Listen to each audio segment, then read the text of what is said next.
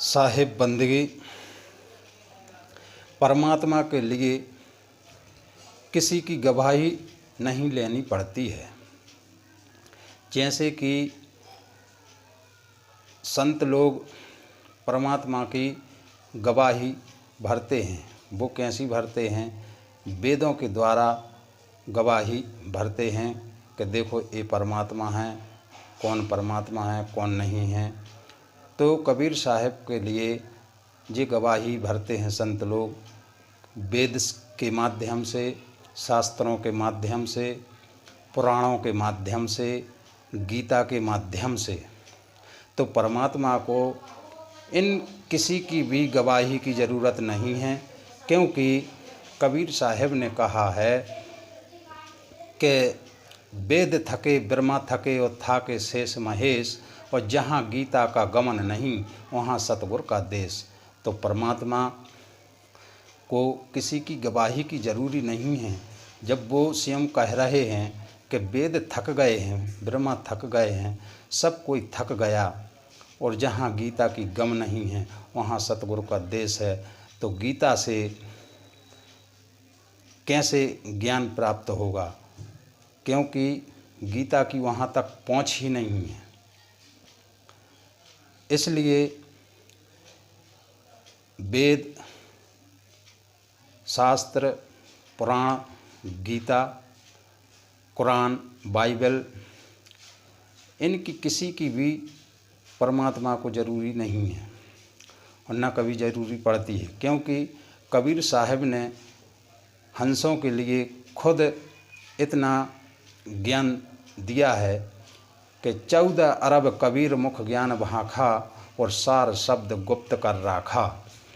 तो जो 14 अरब ज्ञान है, तो 14 अरब ज्ञान से ही तो इतना सारा है कि आदमी की कई पीढ़ी निकल जाएंगी तो भी 14 अरब ज्ञान कबीर साहब का नहीं कथ पाएगा। तो कबीर साहब के एक एक शब्द में यदि मनुष्य विवेक लगा ले तो एक एक शब्द में मुक्ति प्राप्त कर सकता है। साहब के ऐसे अनमोल वचन हैं। जैसे उन्होंने कहा, कबीर साहब ने कहा कि बलहारी वह दूध की जा में निकरे घीव, और आदि साख कबीर की 4 वेद का जीव। तो कबीर साहब ने आदि साखी में 4 वेद का जीव यानी अर्थ है, जीव यानी अर्थ होता है। तो आदि साखी में कबीर साहब ने 4 वेद का अर्थ बताने की कोशिश की है और बताया भी है, मगर अपनी कोशिश है कि अपन को विवेक लगाना चाहिए कि क्या अर्थ होता है। अब जो 14 अरब ज्ञान कबीर मुख भाका और सार शब्द गुप्त कर राखा, तो वो गुप्त जोन शब्द है वो गुप्त पंथ के ही द्वारा निकलेगा, क्योंकि इसीलिए उन्होंने गुप्त रखा है वो सार शब्द। तो सार शब्द के लिए सभी संत कह रहे हैं कि मेरे पास है, मेरे पास है, और सार शब्द का अर्थ क्या होता है ये नहीं जानते हैं। तो सार शब्द का अर्थ अब मिलेगा गुप्त पंथ के माध्यम से, और ऐसी ऐसी वाणी मिलेगी कि एक एक साखी में आदमी को आत्मज्ञान हो सकता है। जो विवेकी पुरुष हो तो उसको एक ही साखी काफ़ी है कि उसको आत्मज्ञान हो सकता है। जैसे कबीर साहब ने कहा है कि ज्यों तिलमाही तेल है और ज्यों चकमक में आग, और तेरा साहब तज में है, जाग सके तो जाग। तो यह साखी कोई मामूली नहीं है, और साहब ने, कबीर साहब ने सभी पाखंडों से अलग रहने को कहा है। तो गुप्त पंथ के बारे में साहब ने बताया है, मृत्यु लोक में गुरु कहा में जीवन को लेत उबारा, और अंश गुरु गुप्त सने ही, गुप्त पंथ विस्तारा। और कबीर साहब ने कहा है कि बहुत गुरु संसार में बांधे जमपुर जाएं, और बिना वंश छूटे नहीं कोटन करें उपाय। तो उस वंश का गुरु होना चाहिए। अब वो वंश नहीं कि अपने जो जातिगत वंश होते हैं उस जातिगत के वंश की नहीं कह रहे हैं साहब कह रहे हैं उस परमात्मा के वंश का होना चाहिए। वो ही गुरु बता ही सकता है।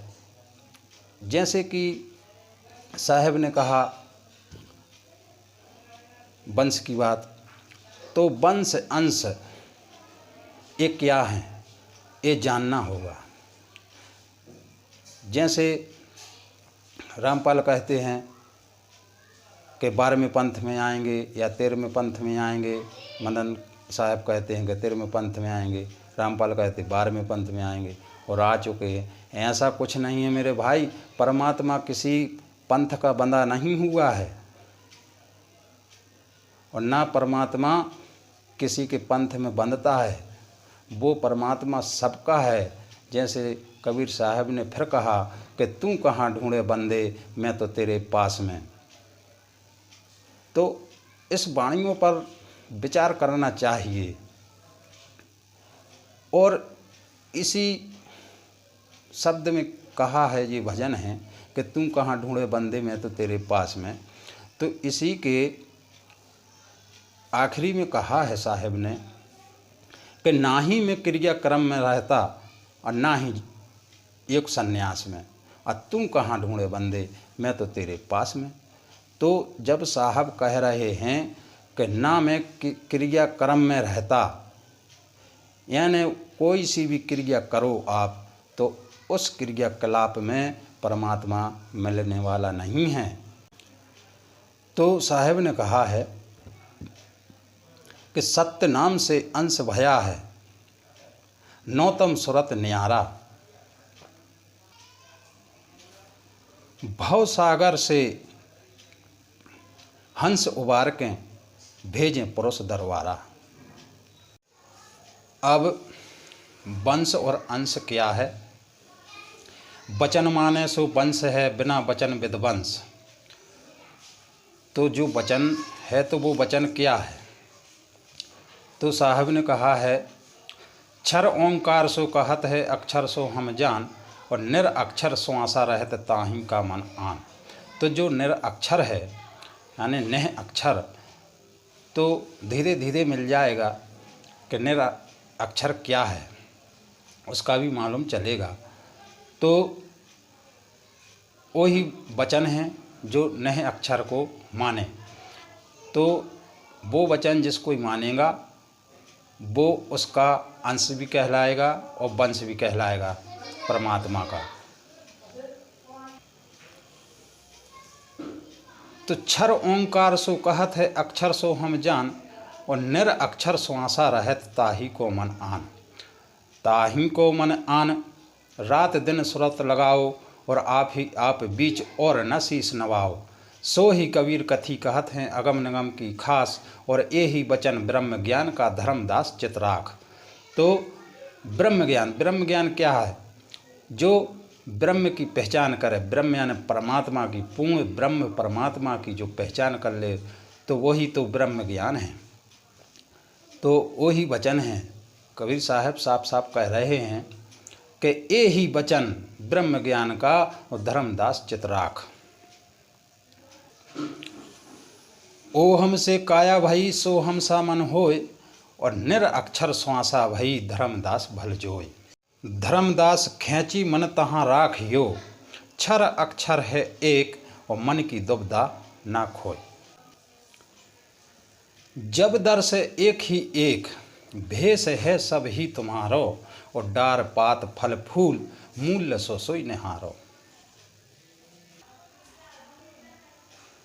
श्वासा से सोहम भयो, और सोहम से ओंकार, और ओहम से ररा भयो, धर्मनि करो विचार।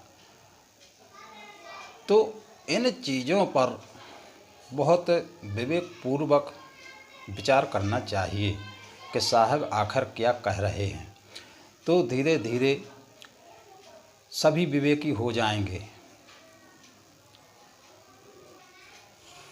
तो साहब कह रहे हैं कि 4 वेद का भेद है, गीता का है जीव, और धर्मदास लख आप में, तो मैं तोरो पीऊ। तो पीऊ आने परमात्मा, तो अपने ही में परमात्मा है, अपने में ही 4 वेद का भेद है, गीता का सार है, सब कुछ अपने में ही है, मगर उसको विवेक पूर्वक समझना होगा।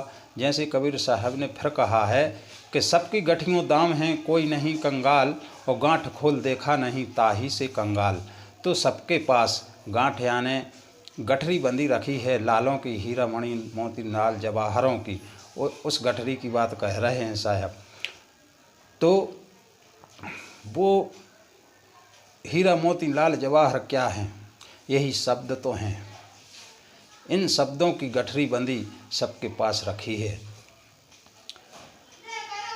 उसको खोल करके देखो।